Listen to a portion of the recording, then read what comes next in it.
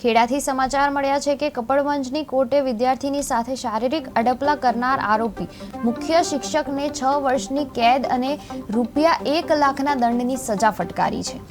અખ્તર અલી મહેબૂબ બમિયા સૈયદ નામના શિક્ષકે પોતાની શાળામાં અભ્યાસ કરતી માત્ર 9 વર્ષની બાળકીને 2 વખત અશોભનીય રીતે અડપલા કર્યા હતા। કઠલાલ પોલીસ મથકે થયેલી ફરિયાદ બાદ મામલો કોર્ટમાં પહોંચ્યો હતો। કેસ દરમિયાન રજૂ થયેલા 19 દસ્તાવેજી અને 9 મૌખિક પુરાવાઓ તથા સરકારી વકીલ મિનેશ પટેલની દલીલોના આધારે આરોપીને દોષિત ઠેરાવી કોર્ટે સજા સંભળાવી છે। સાથે જ ભોગ બનનાર બાળકી માટે ₹1 લાખનું વળતર ચૂકવવા પણ આદેશ કર્યો છે। આ ચુકાદો શિક્ષણ સ્થળે થતા કૃત્યો સામે કડક સંદેશ આપે છે। મારું નામ મિનેશાર પટેલ છે। હું કપોરન સેશન્સ કોર્ટ ખાતે સરકારી વકીલ તરીકે ફરજ બજાવું છું।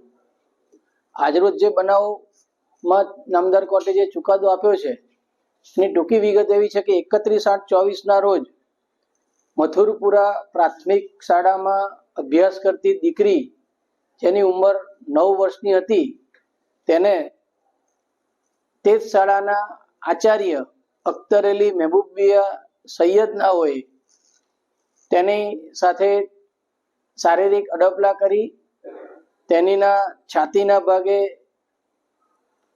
વારંવાર જોરથી દબાવી તે વગેરે મતલબનો FIR થયેલી, જેમાં સમગ્ર ટ્રાયલ પોક્સો કેસ નંબર 5324 થી ચાલી ગયો, જેમાં આજરોજ સ્પેશિયલ પોક્સો જજ શ્રી KS પટેલ સાહેબ નાઓએ આરોપી અખ્તર અલીને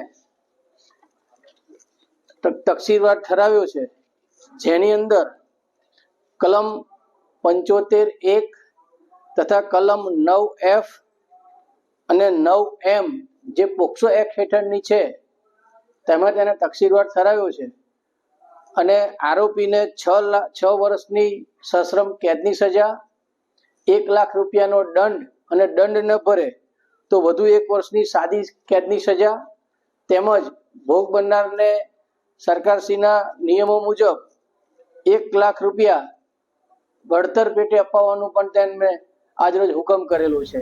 વધુમાં આરોપ